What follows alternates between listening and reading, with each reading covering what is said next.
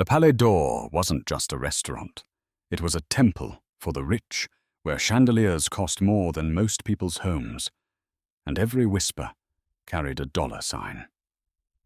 Waiters moved like ghosts, silent and perfect, because mistakes here didn't just cost tips, they cost futures. Ana Rivera had learned that lesson the hard way. 6 years in this job had carved her into someone precise, invisible, and polite. She kept her hair in a tight bun, her voice soft, her eyes down. The rule was simple: never be noticed. But tonight, someone was about to notice her, and it would change everything. At table 16, the Hale party had just been seated. Marcus Hale, one of the wealthiest men in New York, was known for two things: his empire and his silence.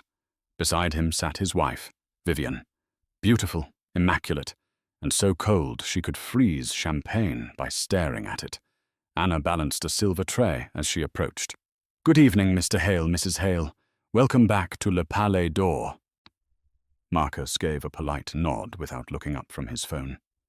Vivian didn't respond at all. Her diamond earrings caught the light like tiny daggers. "Still or sparkling water?" Ana asked. "Sparkling," Vivian said flatly. "And make sure it's chilled. Last time it wasn't." "Yes, ma'am." Ana poured carefully, hands steady. She noticed Marcus watching her reflection in the glass wall. His eyes lingered, not on her face, but on the silver chain around her neck. Hanging from it was a small locket shaped like a crescent moon. He froze. His expression flickered, the faintest crack in his usual control. Ana didn't see it. She was too focused on not spilling a drop. But Vivian did. Vivian's lips curved into something that wasn't quite a smile. "My husband seems distracted," she said, her tone light but sharp. Marcus looked up, startled. "What?" "No, I was just admiring the help," Vivian interrupted. The table went quiet. Ana's face flushed. "I'm sorry, ma'am. I didn't mean—" Vivian waved a manicured hand. "Of course you didn't. People like you never do." Marcus shifted uncomfortably. "Vivian, that's enough."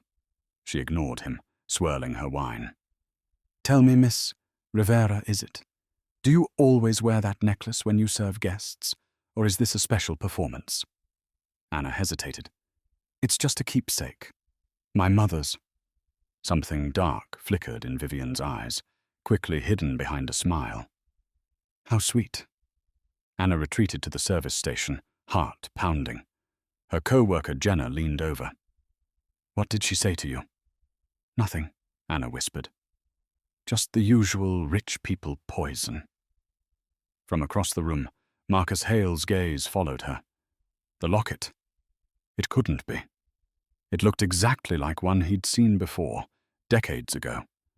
A memory he'd buried deep began to claw its way back. A woman with dark hair and a soft laugh, wearing that same crescent moon. Vivian noticed the look again and clenched her jaw. "Marcus," she said quietly, "you're staring at the waitress." He blinked. "No, I just thought she looked familiar." "Familiar?" Vivian's voice tightened.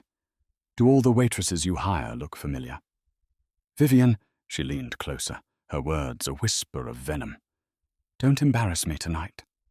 Ana returned to the table to refill their glasses. The air around them felt heavy, electric, like a storm about to break. As she leaned forward, Marcus's hand brushed the edge of the table. For a split second, their eyes met, his filled with confusion, hers with quiet exhaustion. Then his glass slipped from his hand, shattering on the marble floor. The sound echoed through the restaurant, slicing through the music and conversation. Marcus stared at her necklace, pale as marble. Vivian's voice cut through the silence. "Marcus, what's wrong?" He didn't answer. His eyes were fixed on the tiny silver crescent resting against Ana's throat. He whispered, barely audible, "Where did you get that necklace?" Ana Rivera's apartment didn't smell like home. It smelled like bleach and cheap coffee. The kind of place where silence was loud and dreams had to whisper to survive. A single lamp flickered on her kitchen table, surrounded by stacks of unpaid bills. She kicked off her shoes, peeled off her uniform, and dropped her tip money, $62, into a chipped jar marked rent. The city hummed beyond her window, neon bleeding through thin curtains. Somewhere out there, people like Marcus and Vivian Hale were clinking glasses over $10,000 wine. And here she was, counting quarters to buy instant noodles. Her phone buzzed. A text from her landlord. "Rent due by Friday or you're out." She sighed, tossed the phone aside, and turned to the small photo frame on her counter. Her mother's face smiled back.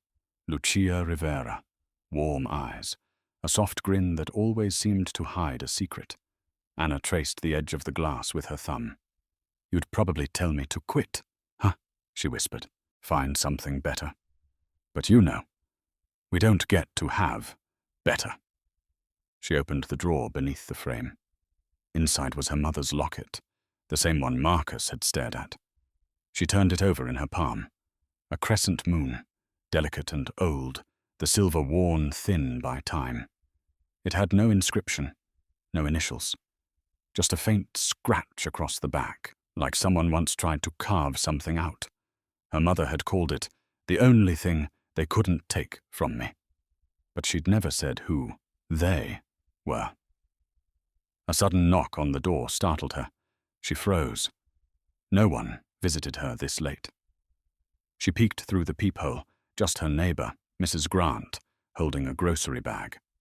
"Sorry, sweetheart," the old woman said when Anna opened the door. "The delivery guy left this for me, but it's your name on it." Anna frowned. "For me? Who'd be sending me anything?" Mrs. Grant shrugged. "Looks like fancy wrapping. Maybe you've got a secret admirer." Anna laughed softly, the idea absurd. After she left, Anna tore the paper open. Inside was a plain black box. No note. No sender. She lifted the lid. A single item lay inside, a small folded napkin from Le Palais d'Or. Written across it in smudged ink were 6 words. "We need to talk, tonight, MH." Her chest tightened. Marcus Hale? How did he even know where she lived? She wanted to throw it away, pretend she hadn't seen it. But curiosity, it had teeth. The memory of his face at the restaurant replayed in her head. That look of shock, like he'd seen a ghost wearing her skin. She sat on her couch, hands trembling. "What could he possibly want with me?" she whispered. The night before, she'd Googled him out of spite. Marcus Hale, CEO of Hale Global. Net worth, $53 billion. Philanthropist. Genius. Rumors of a troubled marriage. A man untouchable by everything except scandal. She knew better than to go. But something inside her whispered otherwise. Her mother's voice, soft, echoing through years of memory. "Don't run from the truth, mi corazón. It will find you anyway." Anna pressed the locket to her chest. "You always said there were things you couldn't tell me," she murmured. "Maybe this is one of them." She stood, changed back into her dark jeans and sweater, and grabbed her worn leather jacket. Outside, the city wind bit through the cracks in her resolve. Taxi horns, errands, laughter from strangers, it all melted into background noise. She headed toward Pier 27, the words on that napkin burning in her mind. Behind her, the locket chain snapped open for a second, just long enough to reveal a hidden seam inside the silver moon. Something tiny glinted in the dark, a secret waiting to be found. The next night, Le Palais d'Or glowed like a crystal palace. A charity dinner hosted by Marcus Hale meant only one thing: money, cameras, and enough ego to fill the Empire State Building. Every guest wore a smile sharp enough to draw blood. Anna had sworn she'd quit. But quitting didn't pay rent. When her manager called, begging her to fill in for a sick waitress, she said yes before her brain could protest. Now, standing in the kitchen with trembling hands, she adjusted her collar and whispered to herself, "Just another night. Keep your head down. Survive." The dining hall buzzed like a hive.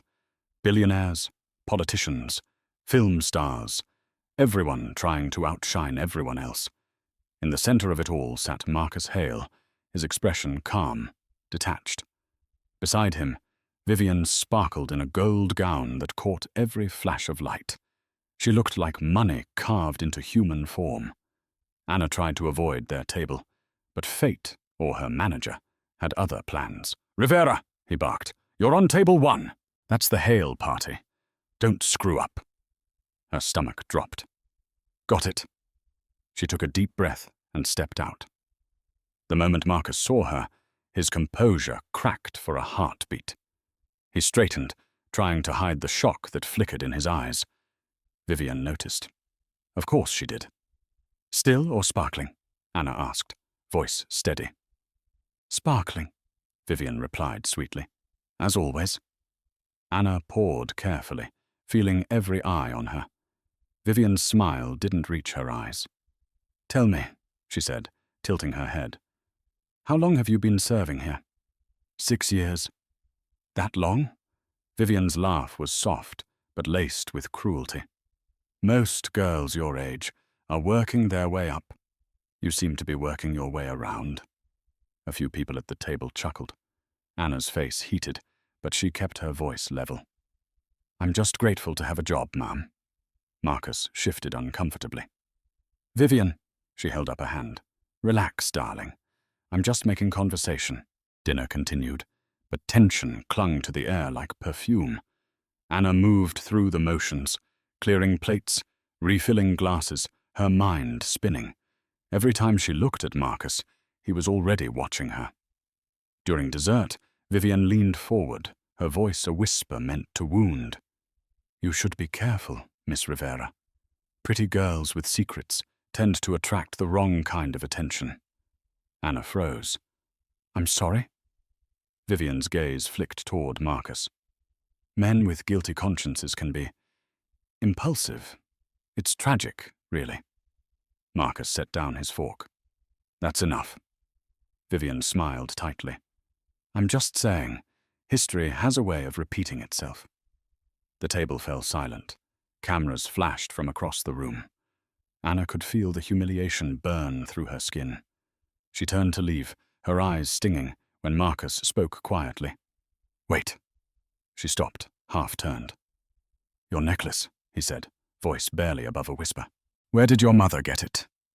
Vivian's grip on her wine glass tightened. "Marcus." Anna hesitated. "It was hers.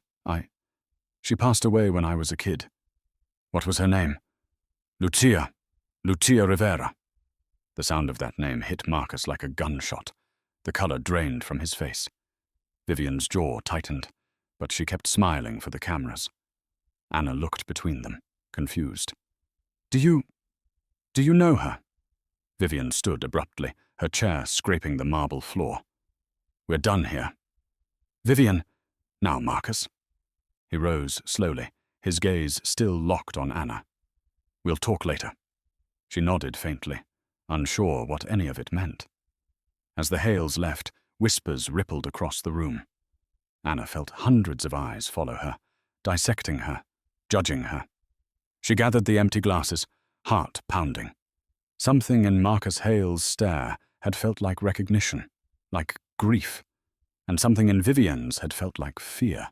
In the reflection of the silver tray, Anna caught sight of Vivian's face, smiling for the crowd, but her eyes glistening with panic. The next evening, the city buzzed with whispers about the Hales. Someone at the charity dinner had leaked photos, Marcus looking pale, Vivian furious, and Anna standing in the background, her silver locket gleaming like a spotlight. The tabloids ran wild. Mystery waitress caught in billionaire's marital meltdown. Anna tried to keep her head down at work, but gossip moved faster than coffee. By 8 p.m., half the staff had seen the story. "Girl, that's you," Jenna whispered, holding out her phone. "They're calling you the waitress who made a billionaire blink." Anna groaned. "Delete it, please." But it was too late. The Hale reservation was already on tonight's list. Table 7, again. By the time they arrived, the restaurant was packed with people pretending not to stare. Marcus wore his usual mask of composure, but his eyes were red-rimmed, sleepless. Vivian looked radiant and lethal. Anna approached their table with a forced calm. "Good evening. Welcome back." Vivian smiled sweetly. "Of course we came back. My husband insists on loyalty. To his restaurants, to his staff, to old memories." Marcus flinched. "Vivian." "Relax, darling," she purred. "I'm only teasing." Anna placed their wine glasses, but her hands trembled. She didn't know why she was still standing there. Why she hadn't run. Maybe because every instinct told her something about these two was connected to the shadow that haunted her mother's past. Vivian leaned back, sipping her wine. "Tell me, Miss Rivera," she said, her tone smooth as silk. "Does your mother still wear that lovely little necklace you mentioned?" The air froze. "My mother's gone," Anna said quietly. Vivian tilted her head. "Gone? How tragic. And yet, somehow familiar." Marcus slammed his hand on the table. "That's enough!" Gasps fluttered through the room. Vivian didn't flinch. She turned her gaze on Anna. "You've done quite a job, haven't you? Playing the innocent girl while dangling that little charm around your neck, waiting for him to notice." Anna's face drained of color. "What are you talking about? You think I don't see it?" Vivian's voice rose. "You think I don't know what girls like you do for attention? You walk around with your dead mother's necklace like a hook." "That's not fair," Anna said sharply. "You don't know anything about my mother." Vivian stood, her chair screeching back. "Oh, I know enough. I know that necklace used to belong to someone who couldn't keep her place, a woman who thought she could touch what wasn't hers." Marcus's voice broke through, low and pained. "Vivian, stop." But she didn't stop. She raised her hand, swift, reflexive, cruel, and the sound of the slap cracked across the room like a gunshot. For a heartbeat, no one moved. The entire restaurant went silent. Wine glasses trembled on the tables. Anna didn't stumble. She didn't cry. She just stood there, cheek red, eyes steady. Her voice was soft, almost trembling, but her words carried like thunder. "The last woman who hit me," she said, "was your husband's mistress, before she disappeared." Vivian's hand froze midair. Marcus went white. "What did you say?" he whispered. Anna's lips trembled. "I said she disappeared, just like my mother did." Cameras clicked. Someone had filmed everything. The perfect, terrible symmetry of it all. The slap, the silence, the waitress who wouldn't bow. Vivian staggered back a step, her face twisting between rage and terror. Marcus rose to his feet. "Anna," he said, his voice breaking, "where did your mother live?" She hesitated. "Brooklyn." "Why?" Marcus's eyes glistened. "Because 25 years ago, a woman named Lucia Rivera lived there too, and she vanished after working for me." The restaurant erupted in whispers. Vivian's wine glass slipped from her hand, shattering against the floor, as she whispered one word under her breath. "Lucia." The next morning, New York woke up to chaos. The slap, the silence, the line that froze a room full of millionaires. It was everywhere. Headlines screamed across every screen. "Billionaire's wife attacks waitress. Mystery woman mentions missing mistress." By noon, the clip had racked up 2 million views. At the small cafe across from her apartment, Anna sat in a corner booth, hood pulled up, fingers wrapped around a paper cup gone cold. The TV above the counter replayed the footage again and again. She watched herself on the screen, standing tall after the slap, saying those words she hadn't even planned. It hadn't been courage. It was instinct, a reflex built from years of swallowing pain. "Hey," the waitress behind the counter whispered. "Aren't you—" "No," Anna said quickly. "I'm nobody." But everyone knew her now. The girl who stood up to a billionaire's wife. Her phone buzzed.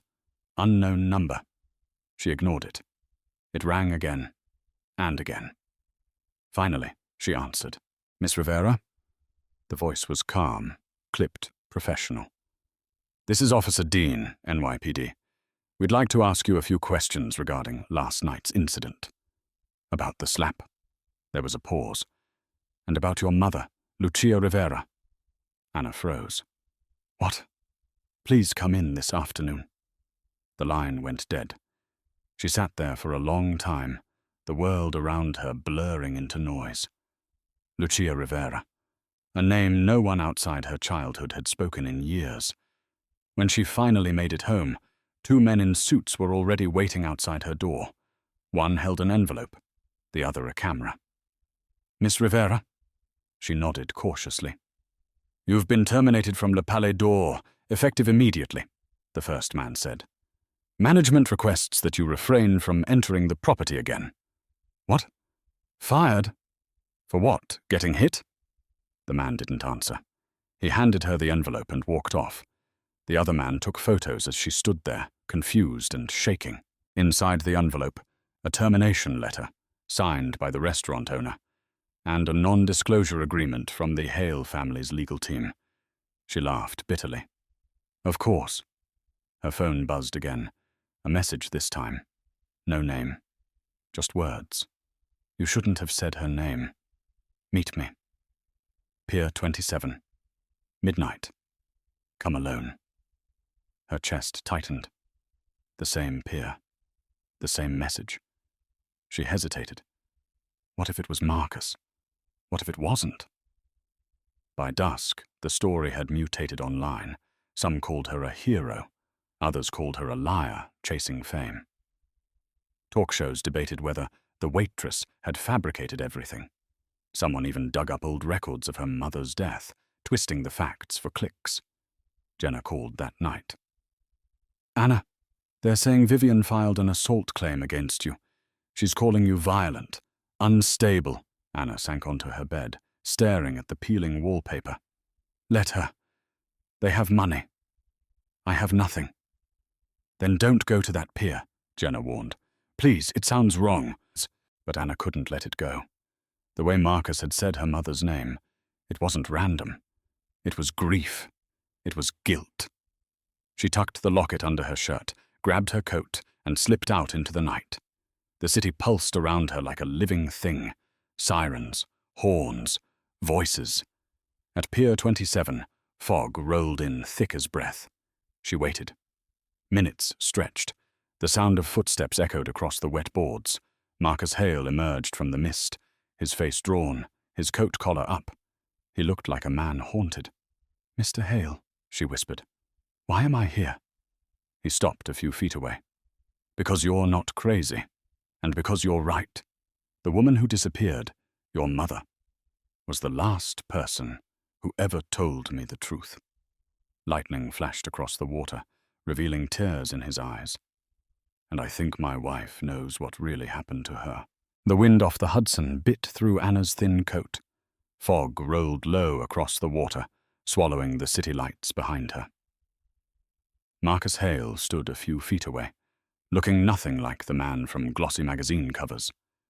His perfect suit was damp from the mist, his eyes hollow and red. For a moment, neither of them spoke. The only sound was the slap of waves against the dock. Anna finally broke the silence.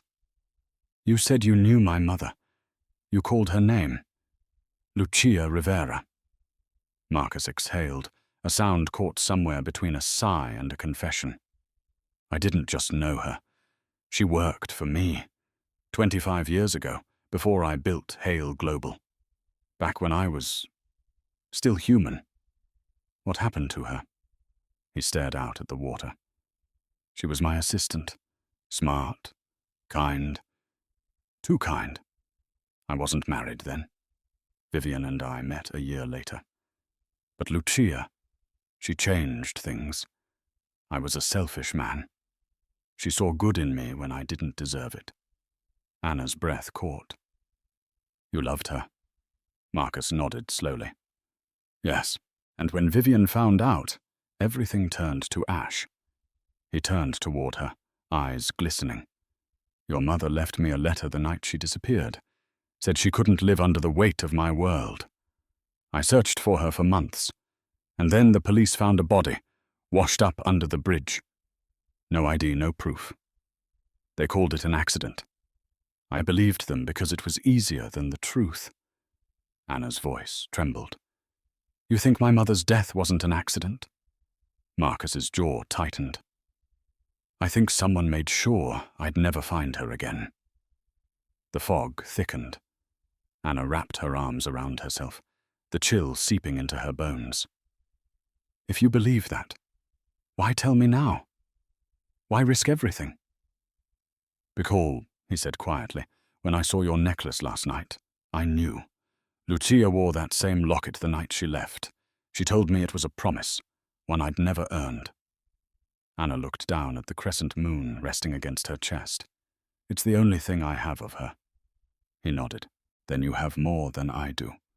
She stepped closer, studying his face. He looked older than his years, broken in ways power couldn't fix. You think Vivian had something to do with it? I don't know, Marcus admitted. But after the dinner, when you said those words, the last woman who hit me was your husband's mistress, Vivian panicked. Not angry, afraid. That's not guilt I recognized. That's fear of exposure. Anna swallowed hard. So what now? I want to reopen the investigation. Quietly. But if Vivian senses anything, she'll destroy the evidence before I can touch it. She has friends in every law firm, every boardroom. Anna gave a bitter laugh. She already destroyed my life. What else can she take? Marcus stepped forward, lowering his voice. Listen to me, Anna. Don't talk to anyone about this, not the press, not your co-workers, not even your friends. If Vivian did what I think she did, she won't hesitate to protect herself again. The sound of footsteps echoed behind them, fast, sharp. Marcus turned, scanning the pier. Nothing but shadows and fog. He leaned closer. If something happens to me, go to Ethan. Who? My son, he said. He knows how to find me, if I disappear. Before Anna could respond, headlights flared at the far end of the pier. A black sedan idled there, engine humming like a threat. Marcus glanced towards it, then back at her. I have to go, he said urgently. You'll hear from me in 2 days.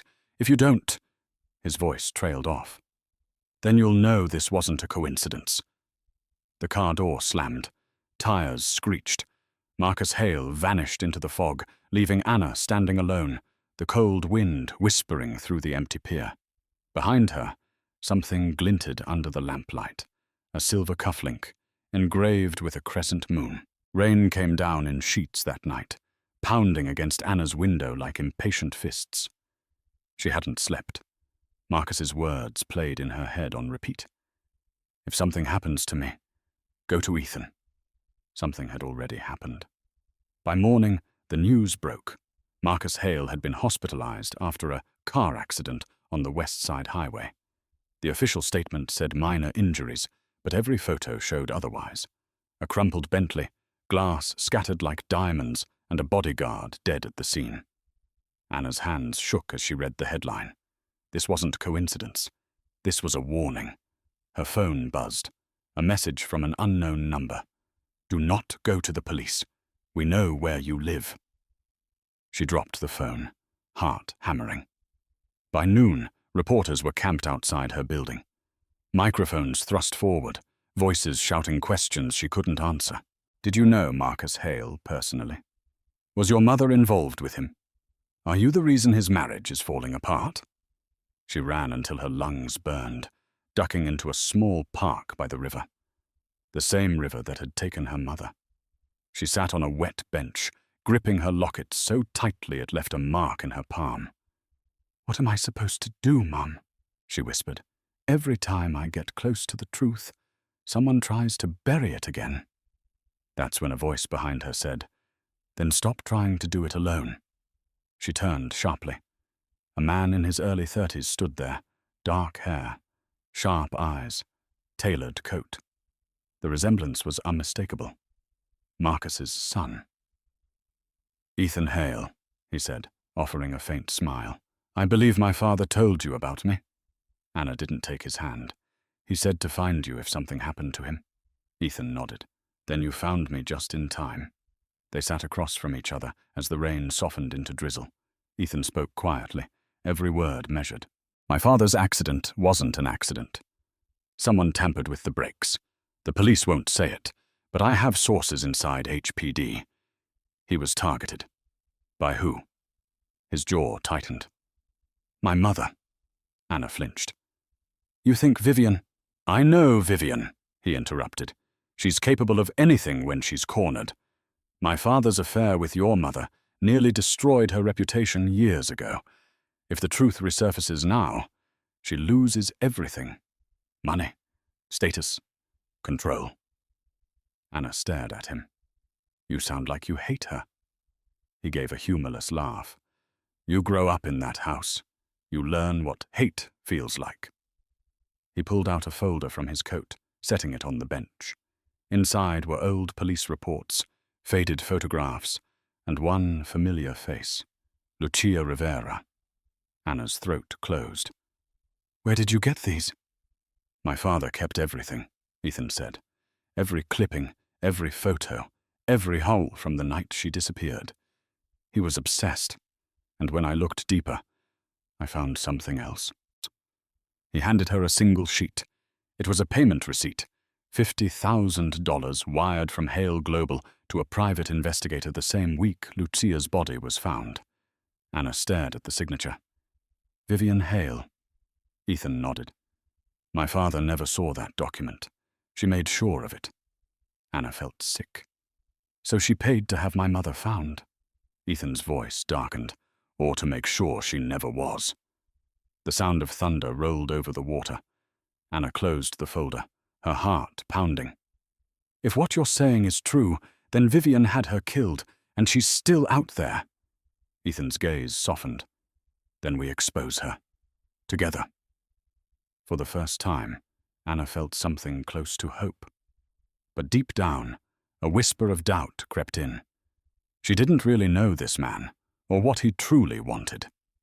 And as they left the park, Ethan slipped his phone from his pocket, hit record, and quietly captured every word she said. 2 days later, the world moved on. But Anna couldn't. The city still whispered her name in cafe lines and news tickers, but the buzz had cooled into something worse. Silence. Marcus was still in the hospital. Vivian had gone into hiding, and Anna, caught between them, had vanished from every schedule, every payroll, every life she'd known. She spent her days in borrowed clothes at a rundown motel in Brooklyn, curtains drawn, phone on airplane mode. The only person who knew where she was, Ethan Hale. He'd promised protection, promised truth, promised everything that sounded like safety. But promises were dangerous things. That morning, someone slipped a white envelope under her door. No return address, just her name written in delicate cursive, Anna Rivera. Her chest tightened. She hesitated, then tore it open. Inside was a single sheet of stationery, faintly scented with perfume. The handwriting was elegant, practiced. My dearest Anna, you don't know me, but I knew your mother. She was a good woman who trusted the wrong people. I have something that belongs to her, something she wanted you to have when the time was right. Meet me at St. Augustine Cemetery. 5 p.m. Come alone. A friend. The words bled into her mind, looping with dread. It smelled like bait, but the mention of her mother was too much to ignore. She texted Ethan. Someone left me a letter. I need to check it out. No reply. She tried calling. Straight to voicemail. By 4:30, she was on a bus heading across town, the letter clenched in her hand like a dare. The cemetery was quiet, rows of grey stones rising from the mist. She followed the gravel path until she saw her mother's name etched in stone. Lucia Rivera, 1968-2001. Someone was already there. A woman stood by the grave, mid-40s, wrapped in a beige coat. Her face was unfamiliar, but her eyes, dark, deliberate, studied Anna like a scientist observing a specimen. You must be Lucia's daughter, she said softly. Who are you? Anna's voice was cautious. My name doesn't matter, the woman replied. But I worked for your mother once, in the Hale household. Anna's heart stuttered. You worked for them? The woman nodded. Lucia was kind, too kind. When she learned what Marcus had done, what Vivian planned, she tried to leave. But Vivian doesn't let people leave. Anna's pulse quickened. You mean she... The woman raised a hand. Before you jump to conclusions, look at this. She handed Anna a folded piece of paper, yellowed with age. It looked like a letter, written in the same handwriting as the one she'd received that morning. Marcus, I can't live with this secret anymore. I know what we did. If anyone finds out, it will destroy us both. But she won't stop. She wants everything. It was signed L.R. Anna's breath hitched. You're saying my mother wrote this? The woman smiled sadly. It's her handwriting. Proof she was part of it. Anna stumbled back, shaking her head. No, my mother, she wasn't like that. The woman's eyes softened. Sometimes people do desperate things, dear. Especially for love. Before Anna could respond, the woman turned and walked away, vanishing into the fog. Anna stood there trembling, the letter crumpled in her hand. The air around her felt wrong. The whole encounter. It didn't fit. Then from the corner of her eye, she noticed movement behind a tree, a flicker of light. She stepped closer and saw it, a tiny red glow, a camera lens. Someone had been filming the entire meeting. Her stomach dropped. She ran back toward the street, heart pounding. Her phone buzzed in her pocket. Finally, a message from Ethan. But when she looked at the screen, her blood turned to ice. It wasn't from him. It was from an unknown number again, the same as before.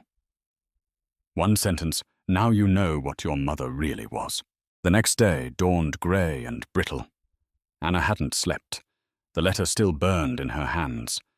She'd replayed the stranger's words 1,000 times. Your mother was part of it. None of it felt true, but doubt was a slow poison, and it had already started to spread. By mid-morning, she couldn't stay in that motel another minute. She needed air, needed movement, needed proof. She wasn't losing her mind. She stuffed the letter into her bag, zipped up her jacket, and headed for her car parked behind the building. The city felt colder that day, like it was watching her. She slid into the driver's seat, turned the key, and the old Honda coughed to life. A few deep breaths later, she was merging onto the Queensboro Bridge. Traffic was light, rain threatening overhead. Her phone buzzed beside her. Ethan's name flashed on the screen. She grabbed it, relief washing through her. Ethan? Where the hell have you been? His voice crackled with static. Anna, listen. Don't drive anywhere. Don't! The rest was drowned out by the screech of metal. The steering wheel jerked violently to the left. Anna screamed, slamming the brakes, but the pedal sank to the floor with no resistance. No brakes. The car spun across the lane. Tires shrieking. A truck blared its horn, missing her by inches. She yanked the wheel, fighting to control the spin, the skyline a blur of silver and smoke. The bridge railing loomed closer. Come on, come on! She gasped, slamming the emergency brake. The car fishtailed, skidded sideways, and slammed against the guardrail. The world went silent. Only the sound of her own breath, shallow, shaking, filled the car. She sat frozen, hands welded to the wheel. Then she saw it, the brake line dangling beneath the dash, cleanly severed. Not worn. Cut. Her phone lay cracked on the floor, still faintly buzzing. She picked it up, pressed it to her ear. Ethan's voice broke through, panicked. Anna, are you okay? Talk to me. Her throat was raw. Someone cut my brakes. Get out of the car. Now. Do you hear me? She stumbled out into the cold air, rain soaking through her jacket. Horns blared as cars slowed to stare. Someone shouted that she was lucky to be alive. She barely heard them. Ethan's voice was urgent. I'm sending someone for you. Don't talk to anyone. This wasn't random. Her knees gave out. She sat on the wet pavement, heart pounding in her ears. Her mind reeled back to Marcus's warning at the pier.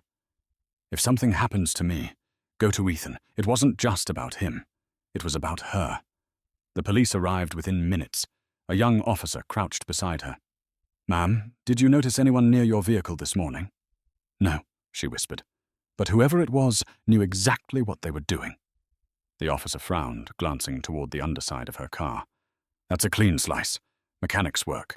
An ambulance driver leaned down. "You need to get checked out. Shock can hit later." Anna nodded numbly, but her mind wasn't on her body. It was on the truth clawing its way to the surface. Someone wanted her gone. Someone who'd been watching. Hours later, back at the motel, she stared at the shattered remains of her phone. The message thread still glowed faintly through the cracks. "Ethan, stay inside. Lock the door." But before she could respond, a new text appeared from that same unknown number. "You should have believed the letter." She dropped the phone, pulse thundering. Outside, a black SUV idled by the curb, engine running. The same kind of car Marcus had been taken away in that night at the pier. Its headlights flicked once, then twice, like a signal. And Anna realized whoever was behind the wheel wasn't warning her. They were waiting for her to run. Anna didn't remember running, just the sound of her heartbeat slamming in her ears and the echo of tires behind her. The SUV crept slowly at first, then accelerated. She darted down a side street, cutting through the rain until the vehicle disappeared behind a row of brick warehouses. By the time she stumbled into the nearest subway station, she was soaked and shaking. People stared but didn't help. In New York, panic was just part of the scenery. She found a payphone, something nobody used anymore, and dialed the only number she remembered by heart, Ethan's. He picked up on the second ring. "Anna?" Her voice came out ragged. "They followed me. The car. Black SUV. Same kind as your father's. I think whoever did this to him is after me, too." "Where are you?" She glanced around. "Union Street Station. I'm 5 minutes out. Stay put. Don't talk to anyone." 5 minutes felt like 5 hours. When Ethan finally appeared, trenchcoat soaked through, she almost didn't believe it was him. He moved with purpose, scanning every face before locking eyes with her. "Come on," he said, taking her arm. "We can't stay here." They ducked into a side exit, emerging onto a quieter street. Ethan led her to a sleek grey sedan, parked under a flickering streetlight. "Get in." The leather interior smelled faintly of cologne and gun oil. She stared at him, half expecting him to be another setup. "Where are we going?" she asked. "Somewhere safe." "You said that before." "This time, I mean it." He handed her a small towel from the glove compartment. "Dry off. You're freezing." For the first time in days, the warmth of human kindness almost broke her. "Why are you helping me, Ethan? You barely know me." He kept his eyes on the road. "Because my father believed your mother deserved justice. And because I think you do, too." Rain lashed the windshield. Anna watched the city blur by, towers dissolving into fog. "Tell me the truth," she said quietly. Did Vivian, have something to do with my mother's death?" Ethan hesitated. "Vivian controls the narrative. She controls everyone. But there's one person she couldn't silence. A retired investigator named Paul Givens. He worked the case back then. He's the one who found the body under the bridge." Anna's stomach twisted. "Where is he now?" "Upstate. Lives off the grid. I can take you to him, but we'll have to leave tonight. If Vivian's people are watching, they'll know soon enough that you survived that crash." Anna leaned back, exhausted. "You talk like she's some kind of monster." Ethan gave a bitter smile. "You grow up with Vivian Hale as your mother. You stop believing in monsters. You just call them by name." They drove in silence for a while, the hum of the tires their only soundtrack. Finally, Anna spoke again. "Ethan, there's something else. Someone left a letter for me. Said they knew my mother. It looked like her handwriting. But it wasn't. I think it was forged." Ethan frowned. Do you still have it? She nodded and pulled the envelope from her bag. He scanned it quickly, eyes narrowing. This paper, it's custom. Vivian uses the same stationery for personal letters. This ink, too. Expensive, imported. You didn't just get lured into a trap, Anna. You were baited. Her breath caught. For what? To flush you out, he said. Vivian needed to know where you were, and now she does. Before Anna could reply, headlights exploded in the rearview mirror. A black SUV was speeding up behind them. Ethan's hands clenched the wheel. Hold on! The sedan swerved hard as bullets shattered the back window. Anna ducked, screaming.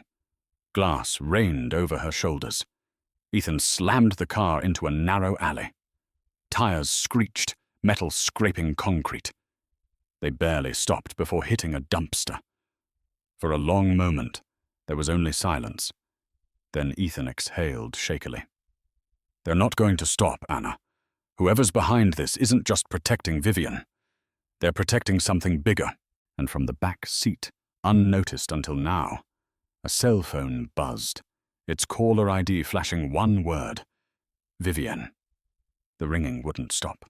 That single name, Vivian, flashed on the phone like a threat. Ethan grabbed it off the back seat, hit end call, and tossed it into the glove box. Don't answer that, he said sharply. Anna's voice shook. Why would she be calling your phone? He didn't look at her. Because she owns the account. It's one of her old company phones. I didn't think she'd still have access. Anna stared, trying to read his expression. You stole her phone? I borrowed it, Ethan muttered. She never noticed. It was the only way I could get into her private files. Private files? He nodded, starting the car again. Records, old transactions, surveillance logs. If Vivian really ordered your mother silenced, the proof is buried somewhere in there. And I think I just found a lead. They drove north for 2 hours, leaving the city behind until the skyline shrank into darkness. At a rest stop near the Hudson, Ethan parked under a flickering streetlight. We'll stop here. There's something you need to see. He pulled out a laptop from under the seat, the screen glowing blue in the dark car.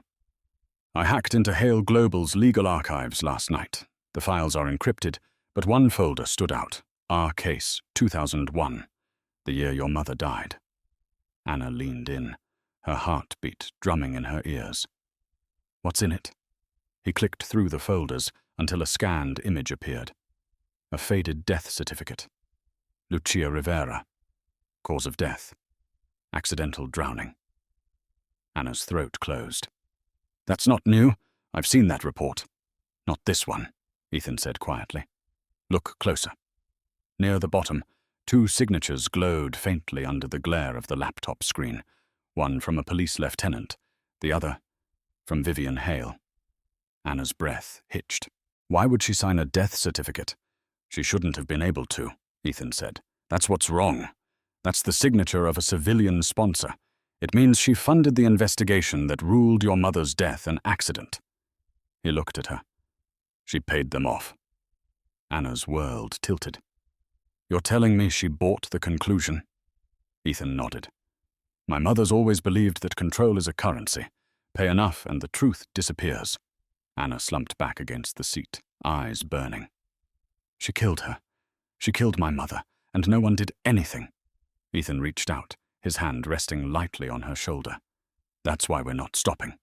We'll bring this to the DA, to the press. Someone has to listen. Anna shook her head. You don't get it. People like her don't lose. They rewrite the ending before anyone else can read it. A heavy silence fell between them. The rain had started again, tapping the windshield like a metronome for heartbreak. Then Ethan whispered, There's more. He opened another file, a photo. It showed a young woman with dark hair and green eyes standing beside Marcus Hale at a company event. Her smile was bright, trusting. My mother, Anna said softly, but Ethan's expression darkened. This photo was taken 3 days after the coroner's office listed her as deceased. Anna froze. That's impossible. Ethan turned the screen so she could see the timestamp. Unless the file was tampered with, or unless she wasn't dead yet when that report was filed. Her pulse thundered. You mean they lied about finding her body? I mean, Ethan said grimly. Your mother might have still been alive when they called the case closed. Outside, thunder cracked across the valley, echoing through the car. Anna's hands trembled as she stared at her mother's smiling face frozen in time. Ethan closed the laptop. We need to find that investigator, Paul Givens. He signed off on the report. If anyone knows what really happened, it's him. Anna nodded, tears threatening. Then we find him. Tonight. She turned to the window. The reflection that stared back at her wasn't just grief. It was resolve. Behind them, in the reflection of the rear-view mirror, headlights appeared. Bright, steady, following. The same black SUV. The Hale Foundation's annual charity gala was the event of the season. Black tie opulence wrapped in lies. Every year, the city's richest gathered beneath chandeliers that glittered like judgment. And this year, despite the scandals and the whispers, Vivian Hale decided the show must go on. She's throwing a party while your father's in a hospital bed? Anna asked, staring at the glossy invitation Ethan had tossed onto the dashboard. He nodded grimly. She's not just throwing a party. She's rewriting the story. That's what Vivian does best, turns tragedy into PR. Anna traced the gold lettering. Hale Foundation, annual benefit for women in business. The irony made her sick. So what's the plan? Ethan's eyes hardened. We go in, you and I. She won't expect it. We make her face what she did. Anna's breath hitched. And if she has people there? She always has people there. But she also has cameras, and sometimes exposure is the only weapon left. By sunset, they were inside. Anna wore a borrowed black gown that hugged her frame like armor. Her hair was pinned up, her locket hidden beneath the fabric. Ethan looked every inch the heir to a billion-dollar empire. Cool, confident, lethal. The ballroom shimmered with wealth. Waiters glided between tables. Journalists lined the walls, waiting for the perfect quote or scandalous photo. At the center of it all stood Vivian, radiant in silver, smiling as if she'd never heard the word grief. Anna's stomach twisted. Every face turned toward her as she entered, though few recognized her at first. But Vivian did. Her smile faltered for half a heartbeat, then returned sharper than ever. Ethan leaned in. She sees you. Good, Anna murmured. Let her. Vivian approached, glass of champagne in hand. Well, she said smoothly, if it isn't my favorite waitress, you clean up beautifully, dear. Anna forced a smile. You have a talent for pretending nothing ever happened. Vivian's laugh was soft and cold. I prefer to focus on the future. Dwelling on the past only makes people miserable. Ethan stepped forward. Then maybe misery is overdue. Vivian's gaze flicked between them, calculating. Ah, so my son has decided to play hero. How charming. Does he know what he's protecting? Anna's jaw tightened. You mean my mother? Vivian's smile froze. Lucia Rivera. Such a tragedy. Drowned, wasn't it? Terrible thing, really. I do hope you've made peace with it. I haven't, Anna said evenly. Because I don't think it was an accident. The air in the room shifted. Conversations dimmed. Someone turned down the music. Vivian tilted her head. Careful, dear. Accusations like that can ruin lives. Maybe some deserve to be ruined. Vivian's lips parted, half laugh, half warning. You sound just like her. Anna's heart pounded. You'd know. You were the last person to see her alive. Cameras flashed. A collective murmur rippled through the guests. Vivian's mask cracked for the briefest second. You don't know what you're talking about? Ethan pulled out his phone, opening the photo of the falsified death certificate. We do, actually. Your signature, your money, your cover-up. The crowd gasped. Reporters surged closer. Vivian took a slow breath. every inch of her body fighting to stay composed. "Marcus told you that, didn't he? My poor, broken husband. He never could accept responsibility for his mistakes." Anna's voice trembled, but didn't break. "He didn't tell me anything. The truth told itself." Vivian stepped closer, her perfume sharp and suffocating. "You think you've won something here? You have no idea what this family can do." Anna leaned in, whispering so only she could hear. "Neither did my mother. That's why she's gone." Vivian's hand twitched like she might strike her again. But this time she stopped. Cameras clicked. The world was watching. The lights above flickered as the event's giant screen behind them came to life, images flashing across it, one by one. The falsified police report, the payment receipts, the letterhead with Vivian's signature. Guests gasped. Vivian turned, horrified. "What is this?" Ethan's voice was steady. "The truth, Mother. Projected in 4K. And as the room erupted in chaos, Vivian dropped her glass, its shatter echoing like the night Lucia Rivera disappeared. Chaos rippled through the ballroom like a shockwave.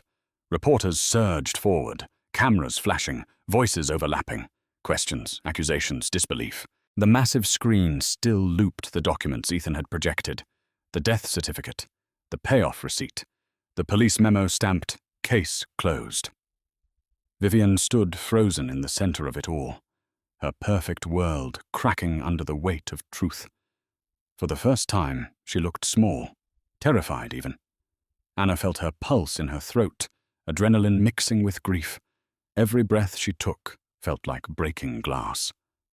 "You think you can humiliate me?" Vivian hissed, her voice sharp enough to cut through the noise. "You think people will believe her?" She pointed at Anna, her diamond ring glinting under the chandelier. "She's a nobody, a waitress looking for a payout." Anna didn't flinch. "I don't want your money. I want my mother's name back." Cameras swung toward her, microphones extending. Every eye was on her now, the girl who wouldn't disappear quietly. Vivian laughed, brittle and desperate. Lucia Rivera was nothing more than a distraction. Marcus was weak, and she wanted more than she deserved. "More than she deserved?" Anna's voice cracked. "She wanted a life. You took that from her." Ethan stepped forward, holding out his phone. "We have evidence, financial records, signed authorizations, even the emails you sent to the private investigator before Lucia's death." Vivian's face drained of color. "You stole from me." "I reclaimed what you buried," Ethan said coldly. The murmurs in the crowd grew louder. Someone shouted, "Is it true, Mrs. Hale? Did you pay off the police?" Security moved in, but the reporters pushed closer. Vivian turned to the cameras, trying to regain control. "This is harassment. My husband's mistress tried to destroy our family, and now her daughter is doing the same." Anna stepped closer until they were face to face. "My mother didn't destroy your family, Vivian. You did. You turned guilt into power and love into blackmail." Vivian's hand trembled. "You have no idea what it cost me to survive in this world." Anna's voice softened. "You're right. But it didn't give you the right to destroy someone else's." The room went silent. Even the cameras seemed to pause. Then from the back of the hall, a voice cut through the quiet, deep, weary, unmistakable. "Enough." Everyone turned. Marcus Hale stood in the doorway, pale but upright, a bandage across his forehead. The room parted like the sea as he walked forward, his gaze fixed on his wife. "Marcus," Vivian gasped, her mask faltering. "You shouldn't be here." He ignored her. His eyes went to Anna. "I saw the footage," he said softly. "I saw everything, and I saw her in you." Anna blinked, tears brimming. "You loved her, didn't you?" Marcus nodded, voice breaking. "I did, and I failed her." Vivian's voice wavered. "Don't do this, Marcus." "Not here." But he kept speaking. "The night Lucia disappeared, you said you were going to talk to her, that you could make it right." He stepped closer. "You never came home until morning." Vivian's eyes darted wildly. "You're confused. You were drunk." "I remember the smell of river water on your coat," he said quietly. The room gasped. Vivian's face went ashen. Marcus, I didn't mean to—" He cut her off. "You didn't mean to what? To push her? To silence her?" Vivian's hands shook. "She fell. I tried to help her." Anna's chest tightened. "Then why pay the police to close the case?" Vivian broke. Tears streaked her perfect makeup. "Because I knew no one would believe me. I didn't mean to kill her. She was threatening to go to the press. I panicked. I just wanted it to stop." The crowd erupted again. Gasps, shouts, the snap of cameras capturing every word. Marcus turned to Anna, his voice hollow. "I'm sorry for everything. You deserved the truth, even if it destroys what's left of us." Anna could barely breathe. She'd imagined this moment 1,000 ways, but never like this. Vivienne sank to her knees, surrounded by flashing lights and microphones, her empire collapsing one confession at a time. And as security led her away, Anna realized the truth had come at a cost, one she wasn't sure she was ready to pay. By morning, the world had already chosen sides. Every headline screamed the same story. Vivian Hale confesses at charity gala, waitress revealed as dead mistress's daughter. The footage from the night before had gone viral. Vivian's breakdown replayed across every news channel, her tear-streaked face looping endlessly while anchors speculated about motives, lies, and blood money. For the first time, Anna didn't have to speak for people to believe her. But belief came with a price. She sat in a corner booth of a crowded diner, hood pulled low, watching the footage on a muted TV. Every time Vivian's voice cracked, "I didn't mean to kill her." Anna's stomach twisted. The waitress refilled her coffee. "You're her, aren't you?" she whispered, eyes wide. Anna froze. "I think you've got the wrong—" "No," the woman said softly. "I saw the video. You were brave." Brave. The word felt foreign, almost cruel. She didn't feel brave. She felt hollow. Ethan slid into the booth across from her, wearing sunglasses and exhaustion. "You need to move. Reporters are already camping outside your motel." Anna stirred her coffee. "Let them. I'm tired of running." He lowered his voice. "It's not the press I'm worried about. It's the board. My father's company is bleeding. Stocks dropped 15% overnight. They're blaming you." She met his eyes, steady. "Then let them. They buried my mother to protect their image. I'm done protecting theirs." Before Ethan could answer, the TV volume suddenly blared. The diner fell silent. A news anchor spoke over a photo of Marcus Hale leaving his townhouse. Sources confirm that Marcus Hale, founder and CEO of Hale Global, is stepping down amid the scandal surrounding his wife's alleged involvement in the death of former employee Lucia Rivera. The billionaire was seen leaving in silence, refusing to comment. Anna's breath caught. "He's resigning?" Ethan nodded grimly. "He's losing everything." For a long moment, neither spoke. Outside, flashing cameras reflected off the diner window like distant lightning. Finally, Anna whispered, "He's not the one who should lose everything." Ethan reached across the table, covering her hand with his. Sometimes the truth burns everyone standing too close. Before she could respond, his phone buzzed. He checked the screen, and his face drained of color. "What is it?" Anna asked. "It's the hospital," he said. "My father's gone." Anna's heart stopped. "Gone? You mean—" He disappeared. Security cameras went dark at 3 a.m. No trace since. Her coffee cup slipped from her fingers, shattering on the table. "You think he was taken?" Ethan's jaw clenched. "No, I think he ran." "Ran." The word sliced through her. They left the diner, pushing past reporters, shouting her name. Microphones caught snippets of their argument as they reached the street. "Ethan, if Marcus left, it means he's hiding something," Anna said, her voice shaking. "Or protecting you," he shot back. You think Vivian acted alone? Someone else covered for her all these years. Someone inside Hale Global. Anna stopped walking. You think your father did it? He didn't answer.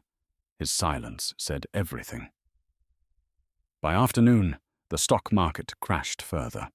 Investors abandoned the Hale empire. Employees were laid off. Protesters gathered outside corporate headquarters, holding signs that read, "Justice for Lucia Rivera." And somewhere inside that collapsing tower, men in suits were shredding evidence, rewriting history. Again. That night, Anna sat on the edge of her motel bed, flipping her locket open and closed. For the first time, she noticed a faint seam inside the silver moon. She pried it open carefully and found something she'd never seen before. A folded strip of paper, yellowed and tiny, hidden for decades.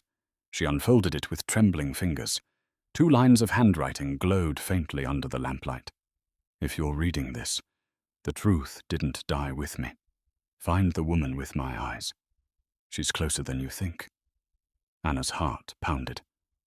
The woman with my eyes? She whispered. Her reflection stared back from the mirror across the room. Terrified, disbelieving. But outside her window, a woman was watching from a parked car, her face nearly identical to Anna's. The knock came just after midnight. 3 short taps, then silence. Anna froze. She'd been sitting on the edge of her motel bed, the hidden message from her mother's locket still clutched in her hand. Find the woman with my eyes. Her pulse quickened. Who's there?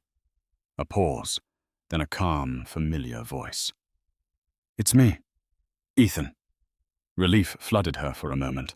She opened the door, then stopped breathing. It wasn't Ethan. Standing there was a woman who looked exactly like her. Same eyes, same face, same faint scar above the eyebrow. The world tilted. Anna stumbled back. What is this? The woman smiled faintly. You found the note, didn't you? Anna's throat tightened. Who are you? I'm Elise, she said softly. Elise Hale. The surname hit like a slap. Your sister, Elise added. Your mother didn't just have one child? Anna's knees went weak. That's impossible. My mother, she never said she couldn't, Elise said, stepping inside. Vivian made sure of that. Anna's voice trembled. You're saying Vivian raised you? Elise nodded. Adopted me. Bought me, technically. After your mother died. Or after she thought she did. Vivienne wanted control of everything connected to Marcus, including his illegitimate child. You were hidden. I was paraded. Anna shook her head in disbelief. Why come to me now? Because Marcus is missing, Elise said, sitting on the edge of the bed. And Vivian's not finished cleaning up her mess. She's desperate. I think she's coming for you. Anna stared at her. This mirror image, this ghost of the life she could have had.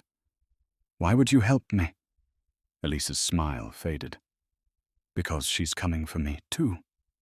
Before Anna could answer, headlights swept across the window, 2 beams cutting through the thin curtains. A car engine idled outside. Elise stood quickly. We need to go. But Anna didn't move. No, I'm done running. If Vivian wants to face me, she can do it here. Elise grabbed her arm. You don't understand what she's capable of. The doorknob rattled, then turned. The door swung open, and Vivian Hale stepped inside, framed by the yellow glow of the hallway light. Her silver hair gleamed, her eyes sharp with fury and exhaustion. Well, Vivian said softly, her voice almost affectionate. Isn't this poetic? Both of you in one room. Anna's stomach dropped. How did you? Vivian held up a small tracking device. You think I wouldn't keep an eye on the girls who ruined my life? Elise stepped forward. You ruined your own life, Mother.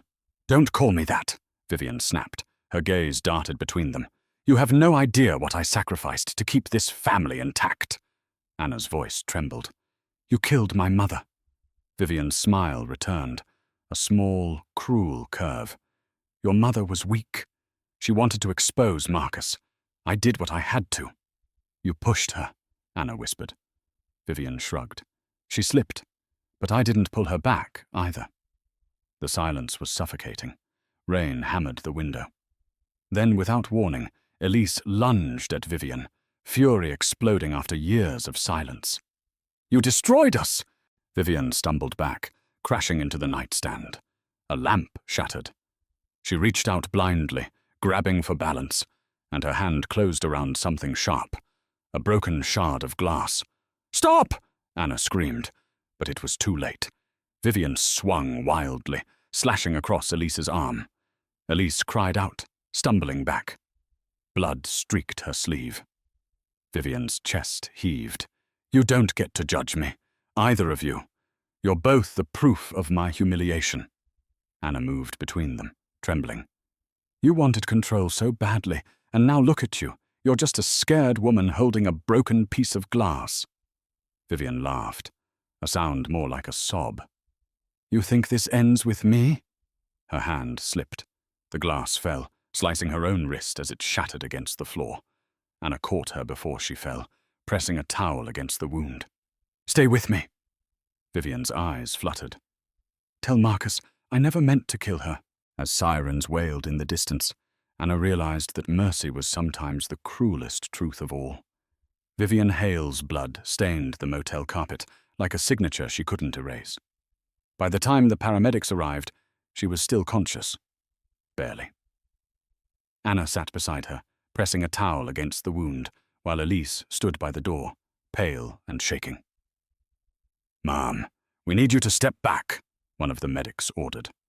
Anna's hands were slick with blood. She needs to live, she whispered. She needs to face what she's done. They loaded Vivian onto a stretcher, her breathing shallow but steady. As they carried her out, her gaze flicked toward Anna, glassy and full of something that wasn't quite regret, but wasn't hatred either. At the door, a police officer blocked Anna and Elise. Neither of you are leaving. You're both witnesses, maybe suspects. Suspects? Elise snapped. She came at us. The officer didn't blink. That's for detectives to decide. They were escorted downtown, questioned separately for hours under the cold hum of fluorescent lights. Detective Monroe, tall, calm, eyes like steel, sat across from Anna. You said she attacked you first. She attacked my sister. Your sister, he repeated, raising a brow. That part of the story's new. Anna exhaled shakily. I didn't know about her until tonight. Monroe studied her for a moment, tapping his pen. You realize, Miss Rivera, that Vivian Hale's not dead. She's alive, and talking. Anna's stomach twisted. What is she saying? He leaned back. She claims you broke into her home, that you and your sister blackmailed her with fake documents and tried to kill her when she refused to pay. Anna's voice cracked. That's a lie. He nodded slowly. I figured as much. Her story doesn't hold up. For starters, she couldn't explain why a random waitress has access to internal Hale global files. He slid a folder across the table. That brings me to this. Those records you leaked at the gala, where did they come from? Anna hesitated. From Ethan Hale. Your boyfriend? He's not. She stopped. He's Marcus Hale's son. Monroe's brows rose. Interesting, because according to security footage from last night, Ethan Hale was seen entering the Hale Global Archive room an hour before someone wiped all evidence of those same files. Anna blinked. What are you saying? I'm saying, Monroe said carefully, that maybe your new ally isn't as clean as he looks. The words hit harder than she expected. Ethan, the man who'd risked his life for her, who'd claimed to want justice. Could he have been playing both sides? Before she could respond, Monroe's phone buzzed. He answered, murmured something, then looked back at her. Vivian's awake. She's requesting to speak to you. Alone. Anna froze. What? Hospital room 317. She's refusing to talk to anyone else. 10 minutes later, Anna found herself standing in the quiet hallway of St. Luke's Hospital, her pulse drumming in her ears. The door creaked as she entered. Vivian lay pale against the white sheets, an IV dripping beside her. When she spoke, her voice was barely a whisper. "You should have let me die." "I'm not like you," Anna said softly. Vivian's eyes fluttered open, faint amusement crossing them. "No, you're not. That's why you'll never survive this world." Anna stepped closer. "Why did you do it? Why destroy everything?" Vivian's breath rattled. "Because the truth was uglier than the lie. Your mother wasn't just Marcus's lover. She was his insurance policy. She knew everything about his deals, money laundering, political payoffs. When she threatened to go public, I tried to stop her. But she wasn't the only one who died that night." Anna's heart pounded. "What do you mean?" Vivian gave a faint, eerie smile. "Marcus killed the man who found out.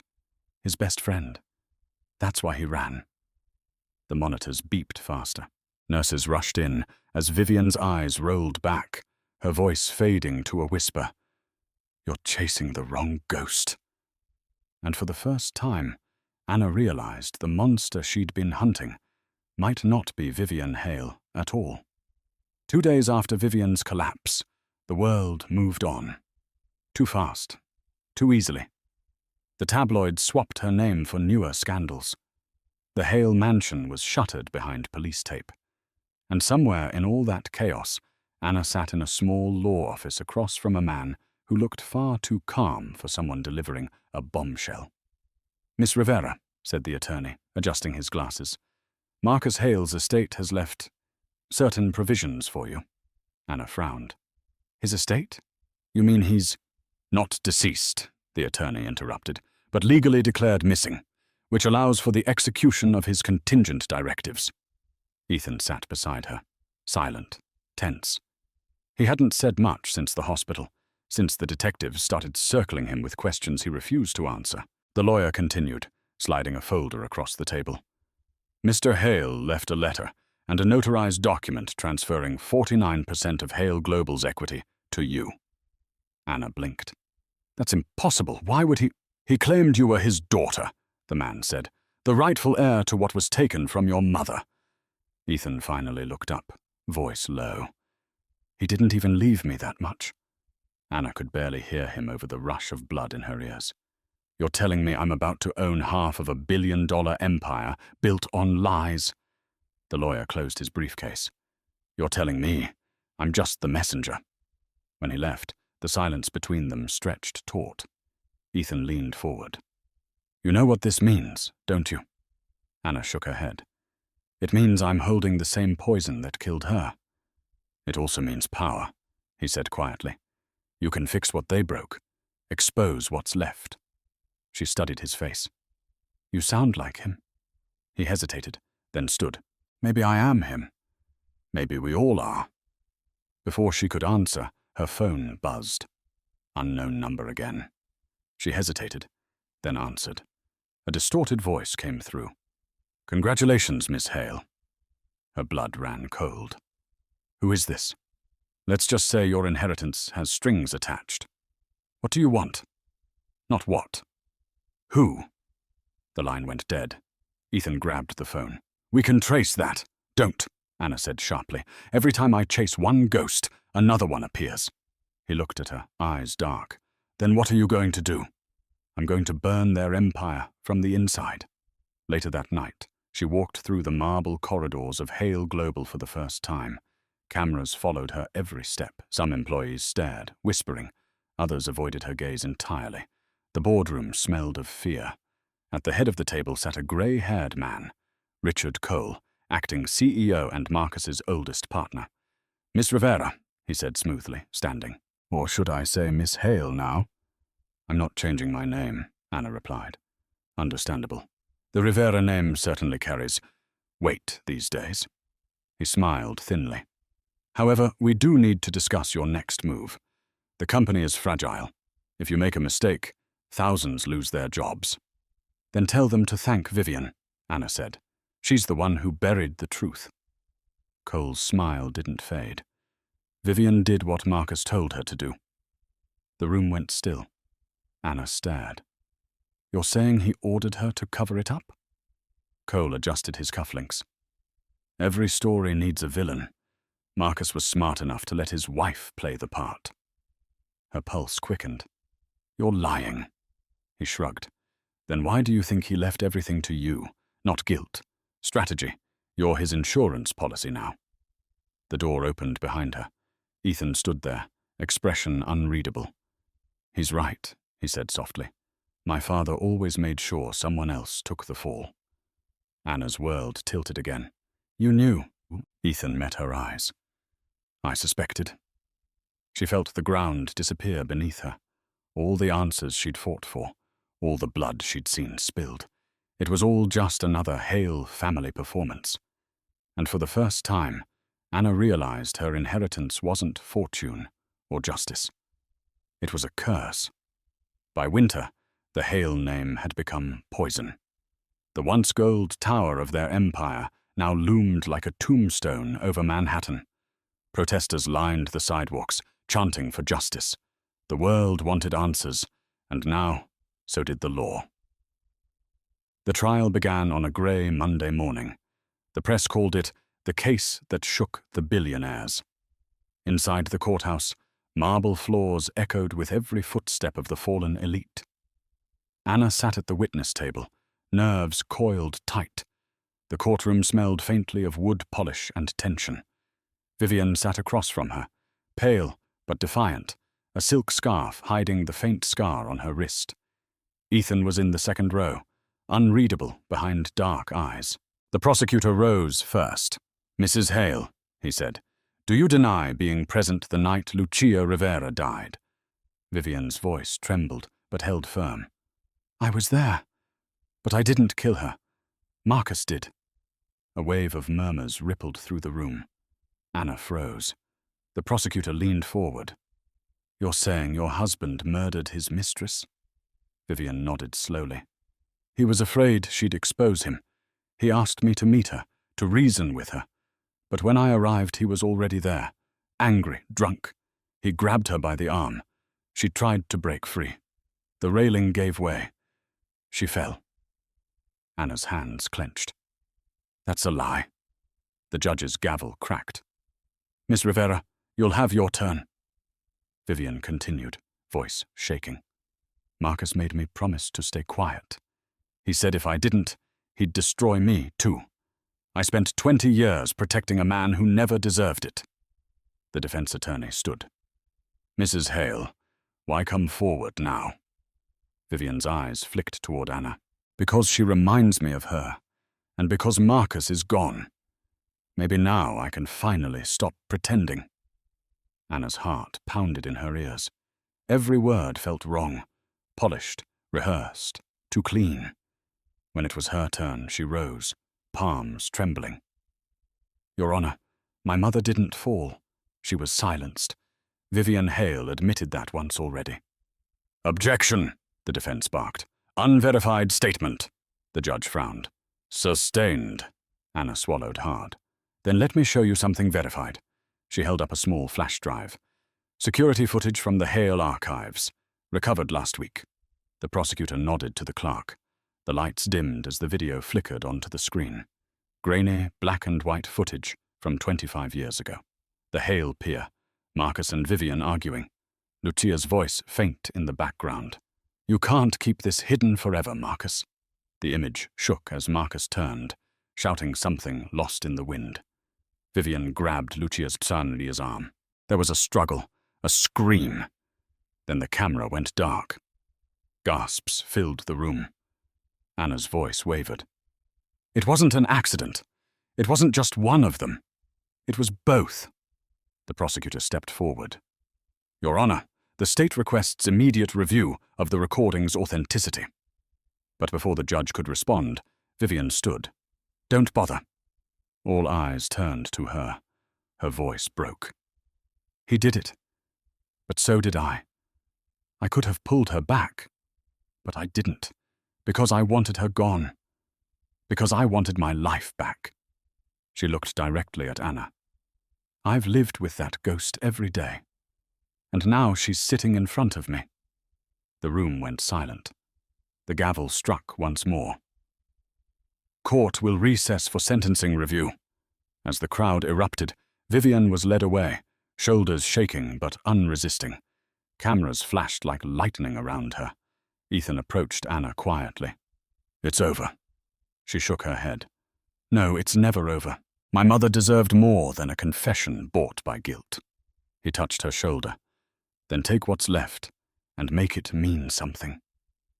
She turned to face the courtroom one last time, watching Vivian disappear through the door. And though justice had come, it felt nothing like victory, only the heavy echo of a truth too long buried. Winter loosened its grip on the city, but the chill never left Anna's bones. The trial was over. Vivian Hale had been sentenced, 15 years for obstruction, falsification, and accessory to manslaughter. The headlines had stopped screaming. The cameras had found new prey. But silence didn't feel like peace. It felt like the hollow space left after a storm destroys everything you thought was permanent. Anna stood on the balcony of the Hale penthouse, overlooking the grey river that had swallowed her mother. Below her, the skyline glowed gold and cold, like a city built on ghosts. The lawyers had insisted she move in. "It's yours now," they'd said, handing her the deed, the shares, the empire. But every step inside this marble palace echoed with memories that weren't hers. She could still feel Vivian's presence in the walls, still smell Marcus's cologne clinging to the air. The door opened behind her. Ethan stepped out, hands in his pockets, the wind catching his dark hair. "Still can't believe it, huh?" he said softly. She didn't look at him. "I don't want any of it. Not the money, not the name, not the power." "It's not about wanting," Ethan said. "It's about surviving. You can walk away, but this house, this company, they'll still bear your name. You might as well make it mean something." Anna turned to face him. "You knew your father wasn't innocent?" He hesitated. "I suspected. I just didn't know how deep it went." She studied him, eyes narrowing. "And now? You inherit half of what's left. Are you satisfied?" He looked away, jaw tight. "You think I wanted this? My mother in prison? My father gone? My name rotting in the papers?" "I think you wanted control," Anna said. "Same as them." He didn't answer. The wind howled between them. Somewhere below, sirens wailed in the distance. "I'm leaving the company," Anna said finally. "Selling everything. The shares, the assets, the penthouse. I'll donate every cent to victims' charities. No one should profit off blood money." Ethan stared at her. "You'd burn down everything they built?" "It's already burning," she said quietly. "I'm just making sure the ashes don't choke anyone else." He stepped closer. "You'll regret that." She met his gaze, calm and unflinching. "No, Ethan. You will." For a moment, neither spoke. Then his phone buzzed. He turned slightly, answering. His voice dropped to a whisper. "Yeah, she's selling. I'll make sure it goes through clean." Anna's blood went cold. "Who are you talking to?" He ended the call, slipping the phone back into his pocket. "It's just business." She took a step back. "You were working with them." "Not with them," he said quickly. "For what's left of them. The board needed leverage. You're not stable in their eyes, Anna. They think you'll ruin what's left of Hale Global. I was supposed to manage you." Her voice broke. "You used me." "I tried to protect you," he said, desperate. "If I hadn't, they would have destroyed you the way they did your mother." She shook her head slowly. "You sound just like her." The words cut deeper than glass. Ethan looked like he wanted to reach for her, but didn't. "Anna, I didn't choose this. It was survival." She turned away, staring at the city. "That's what she said, before she killed my mother." He flinched like he'd been struck. For a long time, they stood in silence, two broken pieces of a dynasty that had devoured itself. Finally, Anna whispered, "Tell them they can have their empire. I'm done fighting over ashes." She slipped the locket from her neck. kissed it once, and let it fall over the balcony. The silver moon vanished into the dark river below, and for the first time, the weight of her inheritance didn't feel like a curse. It felt like release. Spring came quietly, almost shyly, as if afraid to touch what winter had broken. 3 months had passed since the trial. The Hale Empire had fractured, sold off piece by piece. The name that once ruled skyscrapers was now a headline buried beneath new scandals. And Anna Rivera, once a nameless waitress, had finally disappeared from the news cycle. She stood by the river that morning, the same place her mother's body had been found so many years ago. The air smelled of salt and rain, and cherry blossoms floated like small, fragile ghosts on the current. In her hand, she held a small tin box. Inside were the things that had survived: her mother's photo, a folded newspaper clipping, and the final letter Vivian had sent from prison. She hadn't opened it until now. Her fingers trembled as she unfolded the paper. "Anna, I don't expect forgiveness. I only hope for understanding. I did terrible things, but I did them for love, or what I thought was love. I envied your mother because she reminded Marcus that he could still feel. I envied you because you're proof of the one thing I never had: a chance to start over. Don't become like us. Don't live inside other people's shadows. Burn the name, keep the truth, and maybe then the river will stop whispering. Vivian." Anna read the words twice before closing the letter and slipping it back into the box. Her chest ached, not with anger, but with something softer, sadder. "Hey." She turned. Elise stood a few feet away, her arm still bandaged from that night, her hair tied back, her face calmer now. "You came," Anna said. "I said I would," Elise replied. "You didn't think I'd let you say goodbye alone, did you?" They stood side by side, silent for a while, watching the ripples of the river move beneath the morning sun. Elise finally spoke. "I sold my share too, donated every cent to the shelters. Figured it's what she'd want." Anna smiled faintly. "It's what we want." Elise nodded. "What about Ethan?" Anna exhaled. "He left the city, sent an email last week. Said he was going somewhere without mirrors, whatever that means." "Maybe it means he's finally facing himself," Elise said. "Maybe." Anna crouched down, placing the tin box at the river's edge. The wind lifted her hair, cool against her skin. "I spent so long chasing what happened here," she said softly, "but I think she's been trying to tell me to stop, to live." Elise rested a hand on her shoulder. "Then live, Anna. For both of us." Anna nodded. She set the box into the water, letting it drift away slowly, the blossoms catching against its lid, before it sank beneath the surface. The ripples spread out in circles, soft, endless, like forgiveness finding its way through grief. For a moment, the city noise disappeared. There was only the sound of the river, steady and certain, carrying the last pieces of the past away. Anna stood, wiping her eyes, a small smile finding its way to her face. "Goodbye, Mum." Elise linked her arm through hers. "So what now?" Anna looked toward the skyline. "I don't know. Maybe I'll finally finish school. Maybe I'll open a little cafe somewhere quiet. Nothing fancy, just peace." Elise grinned. "Peace sounds good." As they walked away, the sun broke through the clouds, warm and golden, painting the river in light. Behind them, the city hummed, indifferent, eternal. But for the first time, Anna didn't feel like a ghost in its shadow.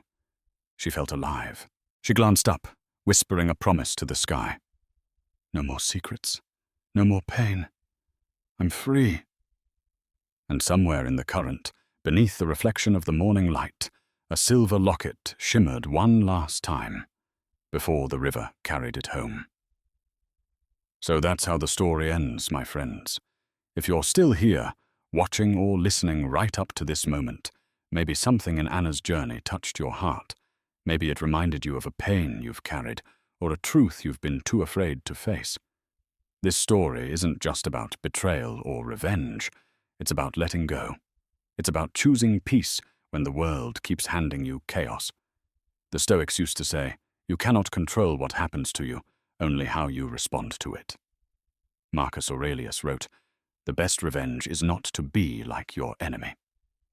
Anna lived that truth. She turned pain into clarity, and her freedom was forgiveness. Maybe that's what healing really is. Not forgetting, but refusing to let the wound define you. In a world obsessed with power, she reminded us that dignity is the rarest form of wealth. If this story stirred something in you, if it made you think, breathe, or even cry, then don't keep it to yourself. Like the river that carried Anna's locket home, let the message travel. Hit that like button, share this video with someone who needs strength today, and subscribe, because every story we tell here is another step toward peace, courage, and truth.